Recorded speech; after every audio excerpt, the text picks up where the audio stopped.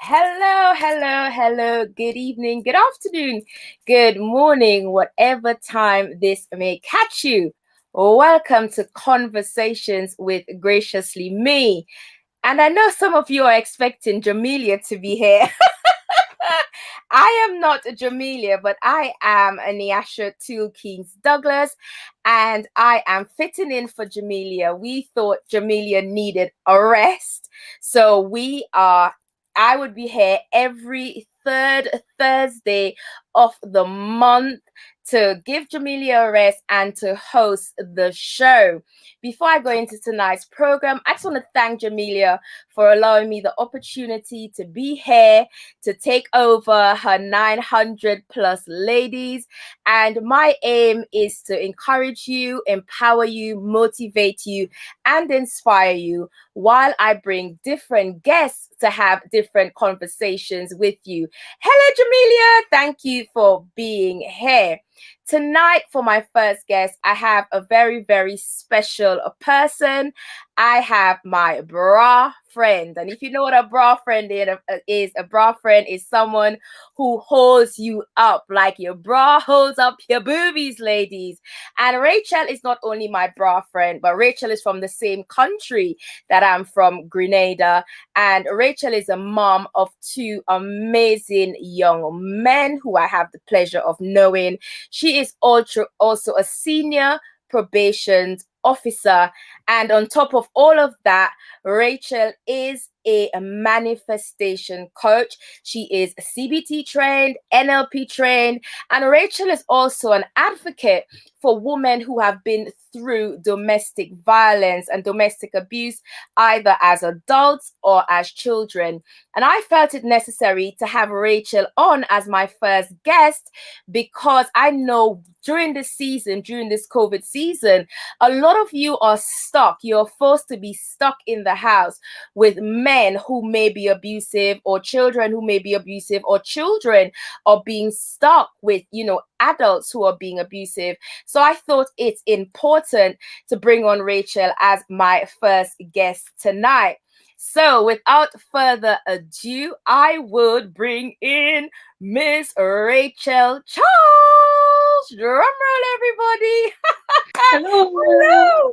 Fancy seeing you here. I Fancy seeing you know. here. Thank you so much, Rachel, for being my Thank first you for guest. having And me. I didn't realize I was the first. Thank you are you. my first guest, Well and done. I have been a guest on this show. But Jamelia, as I said, Jamelia, she needs a rest. She do this every single week. So Wow. I have been given the honor That's of lovely. being able to fit in for her when on every third Thursday of the month. And I just want to thank you especially, Rachel, because I'm sure some of you are hearing the accents, and we're in the UK. We're in the UK, so it's gone 12 o'clock. So, firstly, I want to thank you so much for coming on and, honoring me and honoring Jamelia with being here. And before I go, the first thing I want to ask you is, who is Rachel? I gave just a little bit of who you are. Who is Rachel? And ladies, as you're coming in, I would like to invite you to share this out because I know Rachel is full of wisdom and I know a lot of good information will be given here tonight. So, Rachel, who is she? Who is Oh Rachel? gosh. So as you said, I'm a mum of two boys, 14 and soon to be 17. I've worked in the probation service for 15 and a half years now, and it was working with people who needed to change their lives, that got me into thinking I've always wanted to work with people anyway. I'd like to work with people who wanted to change their lives without being forced to. So I got into life coaching. As you said, I'm trying to think of everything about me now. As you said, we're from the same country, so Grenada. Um, exact, bred but not born, but I think they lied. I think I was actually born there. They lied. No, you have it in your blood. Yeah, it is definitely. I spent 10 of the best years of my life there, and for me, that's home. And then coming back here, I mean, we've got the best of both worlds because we know how it is to, you know, survive out there and here as well. So like I said, I got into coaching because I wanted to help people, and it kind of went against what my parents wanted. Well, my mum would have loved it if I was a doctor, but I remember saying to her at one point, I don't want to sit there and just have people come into me saying, I've got this pain here and this pain here. But it was so funny that if somebody says, I've got this problem, I wouldn't have a problem sitting down with them and talking them through it and trying to figure out how I can solve it. So I like to think that I'm a little bit of a doctor of the mind, and I'm the one who likes solving problems. So that's how I got into coaching. I wouldn't have a problem sitting down with them and Okay. talking And trying to figure out how I would I can like solve it. so you're into coaching, and I would like to ask you, you got into coaching like that, but you have a specific niche, and I admire, they say everybody have a story, and their story help each other. And I know that you don't mind me saying that you have been in this relationship that was, abusive, not the best place to be, and you stayed there for a very long time. So I don't know if you want to just talk me through what it was like. And I'm asking that because a lot of women may be going through, a lot of women think that abuse is someone hitting you or someone, beating you and stuff like that. And I know abuse is wide, and you have the narcissistic behavior and you have all of that. So, I just wanted to talk me through, and for ladies to be able to identify, if I'm sitting there and I'm going through this, but I don't know what it is, if you can just talk me through briefly, what was it like being with that person, having two children, being in a home with that person? How did you know that it was an abusive situation? Well, you were right to say that I was in there for a long time, because I stayed in that relationship for 19 and a half years, nearly 2 decades. A friend of mine said, oh, Rachel, it's nearly 2 lifetimes. And I don't know, I'm not quite sure what I was waiting for, maybe my pension, but thankfully, thankfully I'm out now. But some days it was horrific. Some days you could feel the love that you thought was there, that wheeled you in the first place, that reeled you in the first place, which is why you end up staying in those situations. But like you said, abuse isn't always, because a lot of people talk about domestic violence, so they think it's only a problem if you're being hit and punched and you come out and there's black eyes and people can see, oh, there may be a problem there, because even with that, sometimes you can come out with black eyes and people justify why it's happened. But abuse spans so many different areas that a lot of people don't even realize that they were abused. So I think I may have been probably about 8 years into the relationship. I knew something wasn't right. There were red flags from the beginning, right from the very beginning, there were red flags. Yeah. But I was painting them green and thinking, it's not great, but you're meant to work at relationships, and you don't just run away at the first sign. And this was my first adult relationship. I was only 23. And I thought, okay, I'm an adult now. It's not just, boyfriend, girlfriend. We need to work at this. And what I didn't realize is the things that were said, because I wasn't being hit as much, it didn't feel like abuse. And I didn't realize that it was abuse. So for me, it was a lot of emotional abuse. There was a lot of financial abuse as well. And that started very early and continued throughout. And there was a little bit of physical abuse, and I usually say that was kind of like the cherry on top, just to make sure that I remembered, remember my place, that it could escalate if needed. So living and surviving in that relationship was difficult, because I was always on eggshells. It didn't matter what I said, even if it was a joke, it would not be taken as a joke. So I had to second guess and double think nearly everything I said. And sometimes things would come out of my mouth and I'd think, oh crap, how is he going to take it? So it was always tense. The children couldn't be themselves. And it was noticeable where sometimes we would be in the house. So the three of us would be here, me and the boys would be here. We might be in the sitting room watching TV. You hear the key in the door and you hear the footsteps coming in, and the atmosphere just changed. And so you know, something's not right. And one by one, the boys would kind of disappear to their room. And then I would be kind of left there, and then I would disappear. It was a very tense, and like I said, walking on eggshells. There was always trying not to upset him. And if you did upset him, he would fly into what they call a narcissistic rage. So it would be, you know, just anger for no reason, sometimes about the smallest things. So you're constantly in that stress kind of fight or flight situation. Yeah. Okay. You know, I cannot imagine how it is to be in that situation. And I know, like me, you grew up in a strong religious background. So if you with somebody, you have to, you know, you stay with that person, come what may. You know, you said for death do us part. Do you think that played a role in you staying there, because you with him now, you've gone against the grain, so you wanted to prove to others? And I'm asking this because I know I felt that way. It's like I got married at 2021, and it's like everybody said this wouldn't work. And when my marriage started going bad, I felt, you know what, I have to stay, because one, I would let people down, and two, I'd be ashamed, and three, I would make them right. Did you ever feel, and I know religion played a lot with me in that, did you ever feel that way? Yeah, major. And every point that you put down there, yeah, that was it for me. And especially since I went against the religion by being with him. So I should have found somebody within the religion, and I didn't. So my parents weren't happy with that. And there was that feeling of, I need to make this work, because they're going to turn around and say, I told you so. I don't want to look stupid.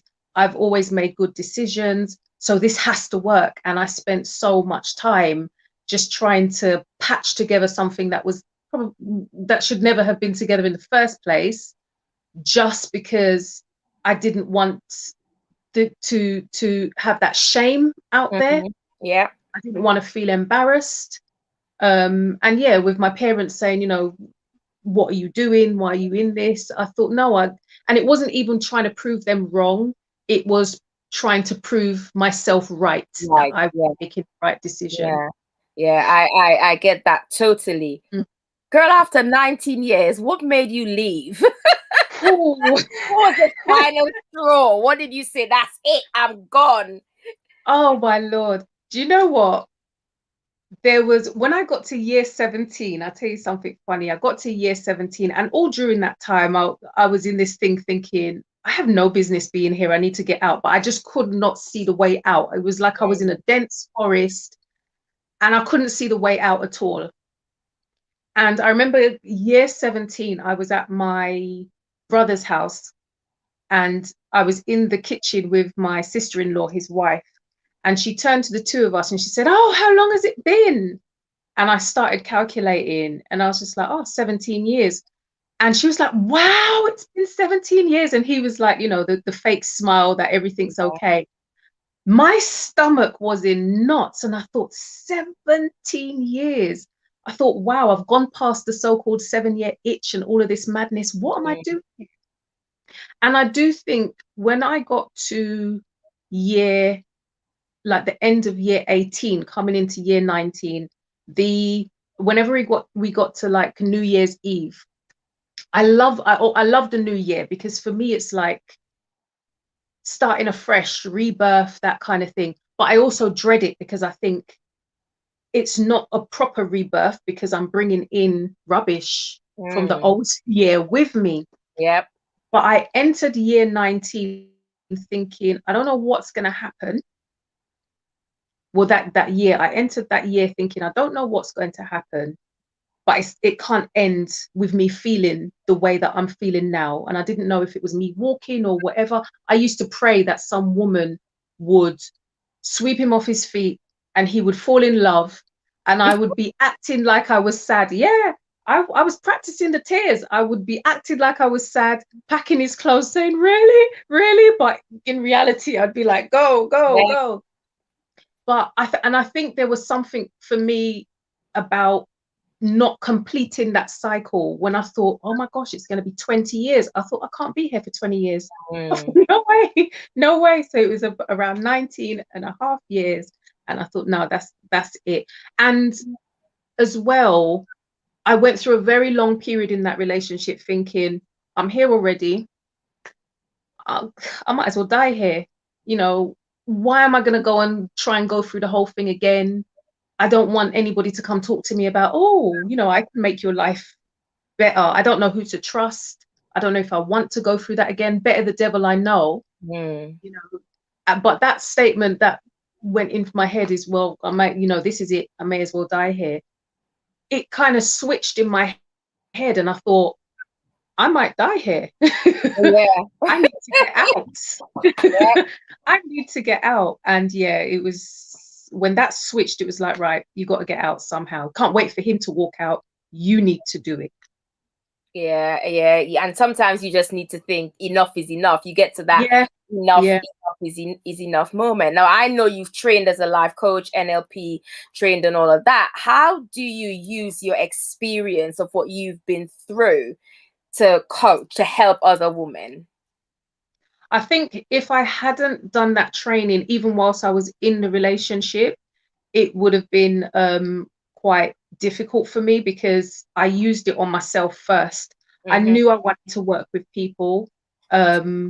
Counseling or coaching appealed to me. I wasn't able to do it properly when I was in that relationship because my head was just in the wrong place.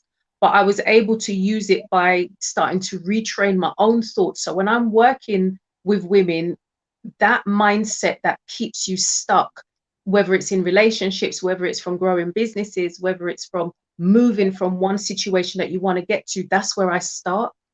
So and that's why I call myself a freedom mindset coach, because it's about unlocking in those things in your mind that keep you stuck, because there's a lot of things that we tell ourselves: we're not good enough, we're not worthy, I can't do any better than this, I might as well die here, better the devil I know, all that kind of stuff. And when we can flip those things around, and that's what I do using NLP, using CBT techniques, is looking at it from a different point of view. That's how you can see when somebody gets that aha moment, as they would say, their eyes are open, like, whoa, I don't have to be in this situation anymore, or I deserve better, I am worthy of more, you know. Yeah, and I see that with my clients as well, when they have that, oh yeah, that's what you're saying. And I think that's what gives us the joy of doing what we can do. You know, what tips, what advice would you give to women who are maybe in a situation, they know they're in a situation, or those that don't know they're in a situation, but from watching us now, they realize, oh my God, I am in this situation. What advice would you give to them about stay in, get out route, escape? Any advice at all that you can give to them? I'd say, first off, trust your gut.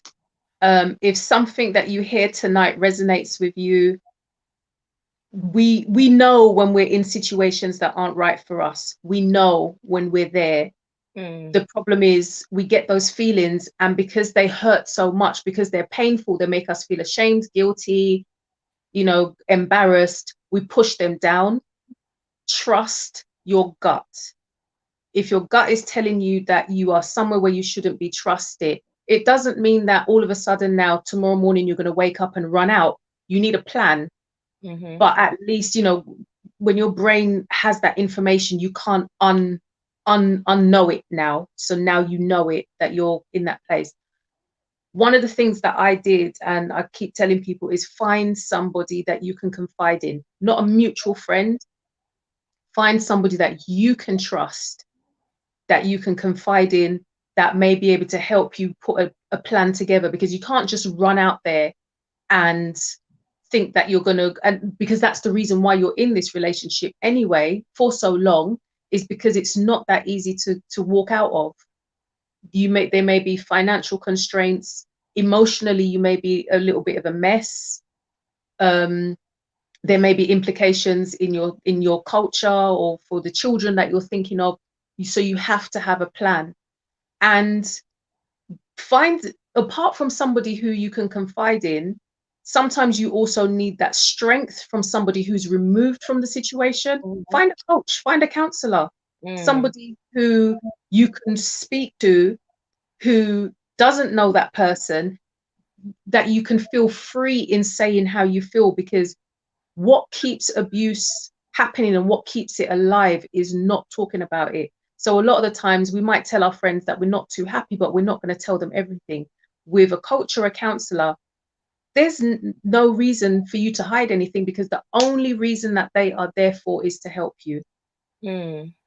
Yeah, and I think a lot. I know we as Black women, we grew up in keep your business, Yeah. to yourself, and don't tell anybody your business. And so speaking to someone is really, really, really important. Before we Mm. continue, I'll give you a time to catch your breath. And ladies who are joining us, thank you so much for joining us. It's me, Nyasha, tonight. It's not Jamelia. I'm taking over your room, and I brought with me tonight my bra friend, a manifestation coach, Rachel Charles, and we just wanted to talk about domestic violence and being in domestic violence or domestic abuse situation, because it's more than just violence.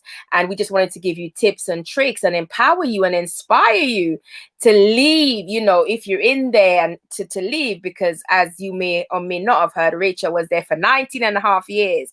So don't think that you're in there and you can't go, and it's a life sentence.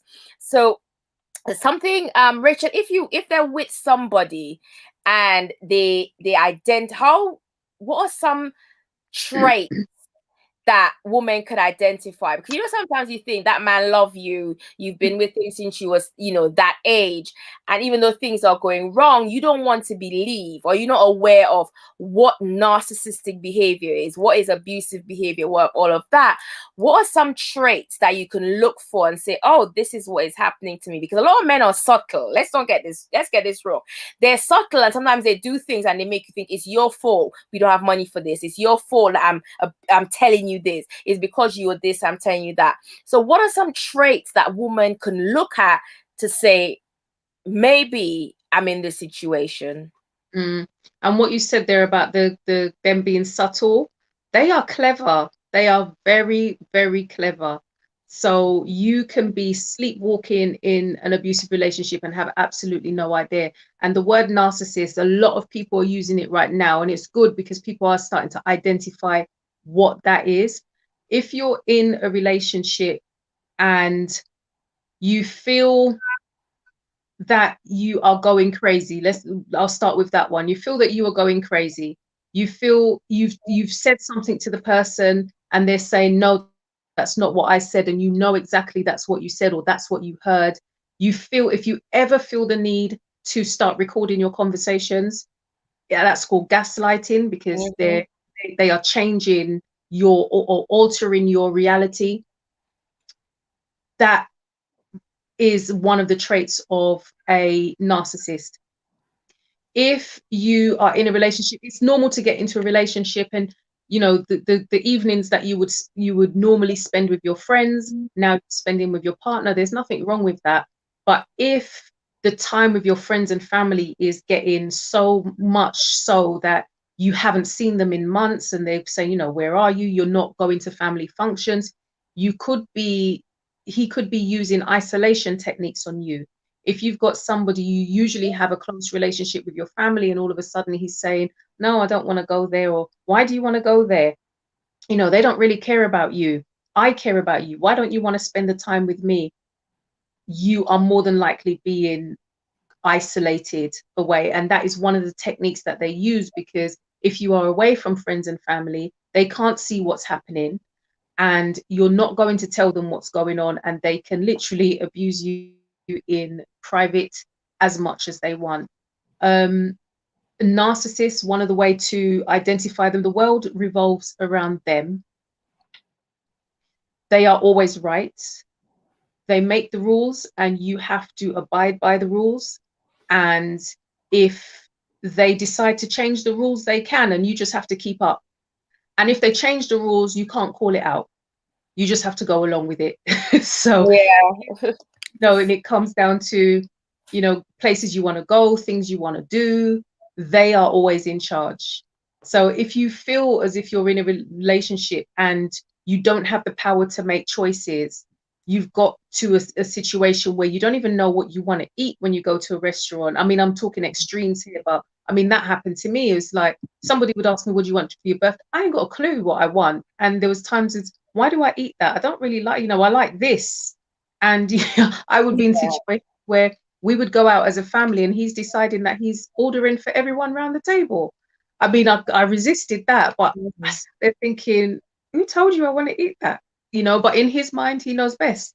And if you're in that kind of relationship where the clothes you wear sometimes, the people you're allowed to see, financially, you don't have full control of your money. Either you are having your money taken off of you, or you're being given an allowance, or you're being prevented from working the way you want to, you could be in an abusive relationship. Okay, thank you so much. And I just want to say hello to Miss Tracy, who is joining us. And ladies, you may be joining us and you may be thinking, I am not in that space, so I have not gone through that. But I wanted to bring this conversation as well for the friends who your friend is going through that, and for you to also be able to recognize it. So you may think, well, this is not for me. I may think I've never been through that, and hearing about it, I'm able to recognize. And I'm going to give you a joke. I remember when him and Rachel broke up, I saw him in his place of business. I saw him in his place of work, and I took a picture and I said to her, do you want me to hit him? You remember that? I said to her, because he works very close to where I live, and I was like, do you want me to hit him with something? But that is because I knew, I mean, I'm dramatic and I'm bullying china shop, so I would do that. But I think, from I think we had a conversation one day because I didn't even know. And then I was able to identify, not only you, but to identify it in other people, and to know that, you know what, if you need me to have your back, I can knock him down right here, right now. I think I said to her, and you would have as well. I would, if she said yes, trust me, I would have hit him with my trolley in that shop.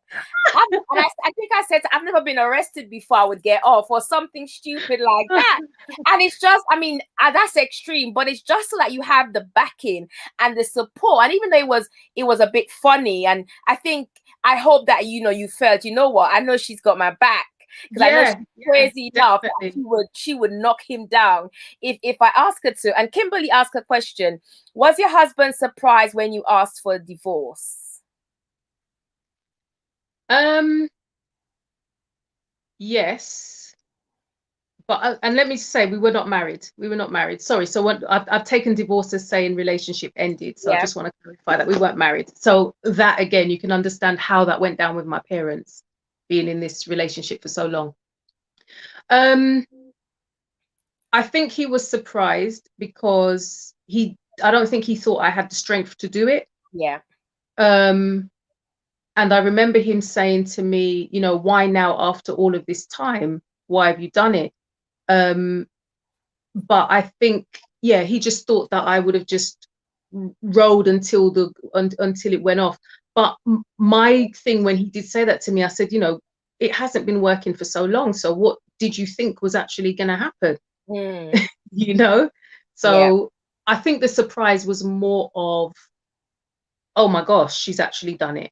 And they act surprised because again, they think that what they're doing is not wrong, and stuff like that. So thank you so much, Kimberly, for that questions. And ladies, if you have any questions in relation to domestic violence, being with a narcissist, somebody who can help you to get out of that, Rachel is the woman to ask. Now, Rachel, we call this owning your own wings. I know that's something that you talk about a lot. And Rachel has these massive black wings. Another interesting fun fact is that both Rachel and I do carnival costumes. Maybe why this 12 o'clock at night at this time is not too strange for us. This is normal, yeah. It's normal, because if carnival was on, we'd have been up making our carnival costumes, Exactly. talking to each other on the phone. She's sewing in one end, I'm doing something in the other. So you have these massive wings, and I know you go out there and you encourage women to own your own wings. What does that statement mean to you, and how do you encourage women to own their own wings? Can I just come back to that in a minute? Sorry. Yeah. And I didn't want to just stop you in mid-flow, but you were talking about friends who help. Sorry, just I just wanted to, because I wasn't sure if you were going to come back to that, and I didn't want to miss it and come back. But when it comes to friends helping, because I laughed that day so much when you sent me that picture, because I thought she would probably just whack him. Yeah, and I would love that. You know me good enough, girl. I would have hit him if you said yes. You need a friend. You need friends who are in your corner. And there's just something that I want to say for women who may not have gone through that. If you say to a friend, oh, I would have never allowed that to happen to me, or, how have you done that for so long? Or I would have got rid of him in year one. That shuts down the person who's going through it. Because right then it's taken so much for them to survive in that situation. It's taken so much strength for them to not go crazy living through that type of stuff. And for them to have the strength to say to you, this is where I am, this is what I'm going to. And then to hear you say, oh, well, if it was me, I wouldn't have done that. You're basically telling them that they're weak. And that is what they have heard nearly every day of their life from the abuser. So what they need to hear is, wow, what help do you need? Not I would have done it differently. Because if they had any other choices, they would have done it differently as well. But they had to make the choices that were right for them at that time, because there were no other choice that they could have made during that time. When you're going through abuse, the trauma that sets sets off, we always used to think PTSD was something that people suffered when they're in war, but you can suffer that in relation, going through domestic abuse, and it's something that they also called complex PTSD. So you are literally on survival mode all of the time. You can't think about making a plan, which is why a lot of women get stuck in there, and they just need someone to hear them out and say, I'm here for you, not I would have done it better. So I just wanted to say and I was going to come back to that. And something I was going to ask is, us as friends, when we recognize it, because in our country, if you go and you ask somebody, but wait, now, so and so do so and so to you, you would say they fast and they mackle. But I always say this is a time to be fast, and this is a time to be inquisitive, and this is a time when you recognize that, hang on, she has on so much mascara, or she has on so much, concealer, or before we used to be able to go out and she'll have her own money, but now she's not going out. When you recognize all of that, how do you approach it? I mean, I'm asking you this now from a coach point of view, from a manifestation freedom coach point of view. As a friend on the outside looking in, how do you approach it with your friend? Should you just let her get on with it and wait for her to come to you? Or I would keep digging. If I'm convinced that something is wrong, I would keep going. But how would you advise women who are listening to this broadcast, they can see their friend going through that? How do we speak to her about it?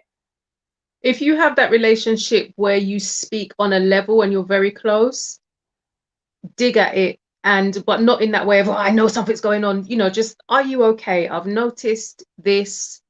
You don't seem your usual self. Is there something going on? And just do little probing every so often, because most of the time, somebody who's in that type of situation, they want to talk. They just want to make sure that they're talking in a safe space and they're not going to be judged. If it's a friend where you talk, but you're not that close, I would tell another friend. If I knew that maybe I'm not that close to Nyasha, but this other person is, I would say, listen, I've noticed this about blah, blah, blah. that's as long as I know that this person will be confidential as well. It'd have to be somebody Yeah. I know is very close. And I'd say, it might be better coming from you because you're a little bit closer to her. And, just we can't see it and say, well, it's not my business, and see it Mm. and unsee it. Too many women are dying. And yes, domestic abuse can happen to both men and Men women. and women, So yeah. Yeah. leave out the men, but women are statistically more likely to be victims and more likely to die. And especially as you were talking about in the beginning of the show with lockdown, those figures have That's doubled, right, yeah. or even more than that. Yeah. So can't see it. It would literally feel like blood on our hands if we saw something and didn't at least ask the question, are you okay? Is there something that's needed? Is everything all right? You have to ask, because they you need to know when you're in that situation, you're already isolated. You're Mm-hmm. not going to seek out and go and tell somebody. And you need to know that the person who you're talking to genuinely cares about you. Yeah. And sometimes you can't seek that out. The person has to come to you. Yeah, and I always say, do it with love. Yeah, Make sure that the person know that you're coming to them with love, and yeah, you mean the best from them, because they can be defensive, because sometimes they don't even, yeah, as I said, you don't want to admit that you're in that exactly. situation, that It's your girlfriend. embarrassing. Yeah, it's embarrassing. And It's your girlfriend embarrassing. told you 10 years ago, girl, he's keeping, me away from you, which is something they do a lot. You end up with just you, and Mm. you've left your support network behind. So that is some great advice. I Now, was oh, the friend who all of my, sorry, I just butt in again. I was the friend who all of my friends used to come to for advice. mm, Rachel, I've got help with this. I used to sit there thinking, how do I go and tell them now that I'm in this mess? When mm, they come to me for advice, in some of my, I might be the one who might be the strong one. And they're going to think, well, if Rachel's in that, then there's no hope for the rest of us. yeah, You know? yeah. So, Yeah, yeah. yeah, and I think recognizing it is something which is extremely important, because you may think, I think especially in church as well, you see all these women going to church every Sunday with their broad hats, and them and their Yeah. husband holding their hands. And I had that situation where it was someone in my church, and you think, oh my God, this cannot be happening, but you have to put that aside. Now let's get into this wings thing. Yes. Owning your wings. What does that mean to you, and how do you encourage women to own their wings? There's a backstory to the wings, and I just needed to keep the wings. But I always believe that, when they say sometimes you have to like jump off the cliff and grow your wings on the way down, I believe we have those wings already. Mm-hmm. So for me, it's not about growing them, we have them. And for owning your wings is about just trusting in yourself and your own strength, that whatever you face, you can get through.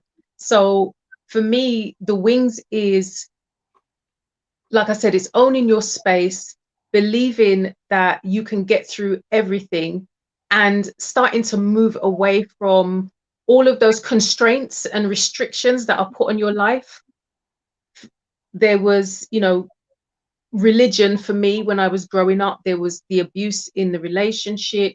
There were expectations from parents, and we all have these different things that we grow up. Communities expect certain things from us. You're not supposed to do this because you come from this family. You can't do this because you're a woman. You can't do this because you're black. You can't do this because, and for me, owning your wings is, this is me. This is what I want to do. This is what fills me up, and I am going to walk in my power, in strength, living the life that I want to live, outside of all of the prescriptions that everybody else has put on my life. So for me, that is owning your wings, walking with that strength, because we've only got one life to live. It's Yeah. not a dress rehearsal. We're going to make mistakes. There's going to be things or things that we learn from. I shouldn't say mistakes. I'd say experiences along the journey. And it is too short for us to, I guess, flap around under somebody else's wings. We have to own ours, so that when we're sitting in our rocking chair, how many years from now, we can look back and say, at least I tried that, rather Yeah. than I wish, or I Yeah. should have, I Yeah. would have, I wish I'd done that. Life is way too short for that. You're gonna have your little grandkids or great grands around your ankles at one point. You need to tell them some war stories about what you did, not what you wished you did. Mm-hmm. So Yeah. for And me, yeah, well, you know me, I live my life by that. yeah, I do me, for me, by me, and yeah, and I totally agree with that. And owning your mm, own wings, and I say we all have the strength inside of us. Us yeah, as coaches, yeah, we just help you to find that. And I think it's the same exactly, analogy with your wings. Your wings might be broke, it might be bent, it might be broken, but you still have it, and we help exactly, you to find it and come yeah, out of it. Um, yeah, After you leave, because I know that you're a crafter, you have a crafting business. Another thing we have in common, we crochet a lot. You have that's that. how we You have, met. yeah, yeah, that's how we met. Even though we're from the same country, we met through Yeah, crocheting in this country. You have a full-time job, you have two boys, which is not easy raising boys in this country. You do carnival, and you have a flourishing coaching business. All of that after you've left that relationship. Now, how the hell do you do it? And what advice do you have for women? Because you could leave and you can feel that is it. I'm not worth anything anymore. There's no way I can serve the world anymore. I'm broken. I'm bent. All of that. But I say you may be broke, but you're not broken. I think you have yeah. proven that, he broke you to a certain point, but you were not broken. How did you bounce back? How did you keep it going? Because I admire your strength. I can't raise boys in this country, in this world, and do all the things that you do. So how did you do it? And what advice do you have for women out there who have left, who are ready to leave, and are thinking, I can't leave because I can't do anything after this? Mm. I was trying to do those things whilst I was in that relationship, and it was driving me mad because so on top of doing all of the different things I was doing, the crafting, trying to start a coaching business, raising the boys, because even though he was around, I was doing it myself, like 98% of it was myself. It wasn't until I chose me and got out that things started to fall into place. I was trying to do my coaching business for so long, but I didn't want to be a hypocrite. And it wasn't until I came out of that things started to work for me, because I was no longer, like I said, no longer a hypocrite. I was able to be transparent. I was able to be authentic with people, to say, I've gone through this, not I'm in this and I'm too scared to do something about it. I've gone through it. I can now help you. And when you choose you and come out of that situation, the universe just opens up, and it's a whole new life that you experience. So you can be in getting little bits, but the minute you come out of it, I had so many people that would be like, oh, do you need help with this? Do you need help with that? This opportunity is opening there. I went to New York and spoke with you, Yes, you spoke in at your event. New York. And if he was still in my life, I would have never got on a plane and went to New York, because that just wouldn't have happened, you know. Mm, But so many things opened up, and things got a lot. It's I shouldn't say it's not easy, because it is crazy growing up two teenage boys in this situation, in the world as it is today. But you're able, without having that stress that somebody mm, else is imposing on you, you're able to see clearly, you're able to think better, you're able to plan. And although there's times when I think, boy, I've got a whole full schedule here, I don't even know how I'm getting through the week, it's no longer a stress. And if I feel like putting down something, I can put it down, mm, but it's enjoyable. So my crafting, the crochet, the carnival, for me, that's, that expression, to just get that kind of artistic side out. It's lovely. That's how I stay sane, mm, doing crafting and that kind of thing. And I'm able to work with people, and in the way that I've always wanted to work with them, to be able to look at their issues. Where do you want to go? Where are you now? How can I push you to get from where you are now to where you want to be? And it's just so fulfilling, and so enjoyable, can't think of another word, when you can see that people are owning their own wings and moving forward and starting their businesses, there was a woman I was working with a couple of months ago, and she was just so stuck with a business that she couldn't see, and because of COVID as well, it just wasn't moving because of what was happening. And to see her progress as she was going through the program and just find different solutions, because the solutions are in there, and what a coach does is draw it out of you. Yeah. To see her progress, and I will hold her accountable, like, have you done what you said you was going to do? Come on, you're getting it done. And just to see how she was in the beginning when I was started working with her, just despair, not knowing where, and just to see her business flourish as well, it's just so enjoyable. So yeah, there's a lot that I get to do, but it is so enjoyable, so fulfilling, because I'm doing what I love. So yeah, that and that is, you know, that is the ultimate, to me, that's the ultimate peace, the ultimate joy. You can just do what you love and help people, help people, and on top of that, I cannot express how much I enjoyed this conversation, and I cannot thank you enough for, you know, because, you know, I'm all about, and Jamelia, who owns this page, is all about empowering, encouraging, motivating, and inspiring women. And I just felt on my heart that this is a topic that I wanted to cover. I don't know who needed to hear it, but I just felt that someone needed to hear it. So first of all, thank you so much for staying up in these wee hours. What time it is? Oh my God, it's 10 to 1. We would just be heating up the glue gun. I know, we would just be heating up a glue gun and talking. You know, was it last night I messaged you? What are you doing awake? No, I said go to bed. And after you. I said go to bed like 2:00 in the morning, and she's after you. Rachel, I know, you're my bra friend, so I know you, and I know you are willing to help anybody. You're willing to talk to anybody. If women want to get into contact, thank you so much, Tracy. Tracy says very important discussion that's not discussed enough, and that is true. And before I go into that, I'm going to tell you something, ladies. Rachel knows me. Tracy knows me by now. Jamelia, if you don't know me, I always touch on those subjects that are taboo, subjects that women don't want to talk about, or people in general don't want to talk about. So my third Thursdays of every month, I would bring something that will make you think, that will make you sit up, that will make you listen, because I just think I'm boisterous enough to say it. And I have all my bra friends who are just like me. You know, your vibe attracts your tribe and all of that.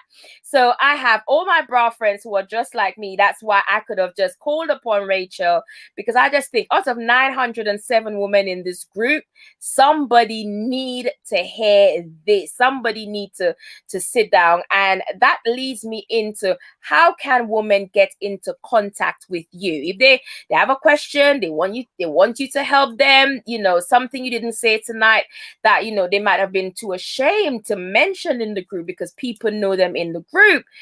I'm gonna just go out there and say Rachel's inbox is open. She may take a little while to answer, but she will answer. How can women get into contact with you across social media, you know, or however else, Rachel? That's what I was gonna say. My inbox is always open, so don't feel ashamed, don't feel embarrassed. Trust me, after 19 years, I've seen it all. So if you've got a question, if you've got a query, if there's something that you're not too sure about, am I in an abusive relationship? What should I do? That kind of thing. How do I survive getting out? You know, drop me a message, and I'll be only too happy to speak to you. I'm on Facebook as Rachel Charles. If you find my coaching page, I've got a big grin and a red top on. It's Rachel Charles. And if you want to find me on Instagram, it's I am Rachel Charles.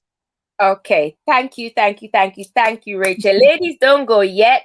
I'm gonna get Rachel out of the way. Let Rachel go and get herself, well, not get herself ready, because I will message you after I come off here.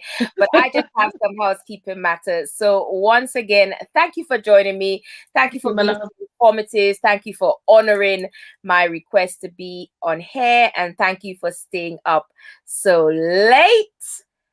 I love you bunches. We love you too. Take care. Speak to you in a bit. In a few minutes. Ladies, you have been watching Gracious Conversations with Graciously Me, and it's meant to be Graciously Me. You expecting Jamelia to be here, but what you found was a black woman with blonde hair, sparkly glasses, a big necklace, and big hoop earrings. And if you've never seen me before, girl, where have you been? I am Niasha, and I am a woman empowerment, confidence, and accountability coach. I help you stay on track. I help you find your strength. I help you find your empowerment. I help you find your confidence from inside out so that you can build a life of abundance on purpose and with intentions. Jamelia has honored me with the pleasure of coming here every third Thursday of the month to host for her so that she can rest and recuperate so that she is fresh for us on the other 3 or 4 Thursdays of the month. Keep your eye out on the page because we are normally here on a Friday. Conversations are normally here on a Friday, but during the summer months, we know some of you might be out having a boogie, having a party, spending time with family and friends. So it will be moving to a Thursday. Now, don't take my word for it. Jamelia would tell you exactly when that change would happen. Also, we know Jamelia is a woman of many hats and many strings to her bow. So please do follow her across all social media. If you're joining us via Facebook, go and check out our YouTube. If you're joining us via YouTube, come and check out our Facebook and request to join. This necklace is getting in my way. And request to join Graciously Me, where every single day, Jamelia and the team, and I'm proud to say I'm part of the team now, check me out. We are here and we just bring you stuff so that you can go out there and be a better woman. Not only does Jamelia give you all of that, don't forget to check out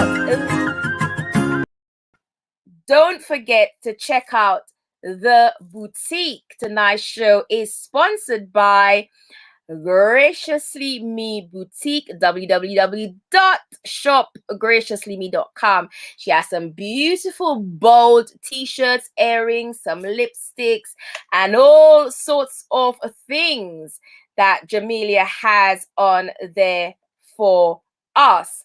And that is it. Thank you so much for having me. Thank you, Jamelia, for having me. Ladies, next week, Jamelia would be back and she would bring you another amazing guest. Until then, have a fantastic weekend. Make sure you do something for yourself this weekend so that you are empowered, encouraged, motivated, and inspired. I'm Niasha. I have been your guest host for today's conversation with Graciously Me. Thank you so much for having me, and I would see you on the 3rd Thursday of June. Bye-bye, ladies. Good night.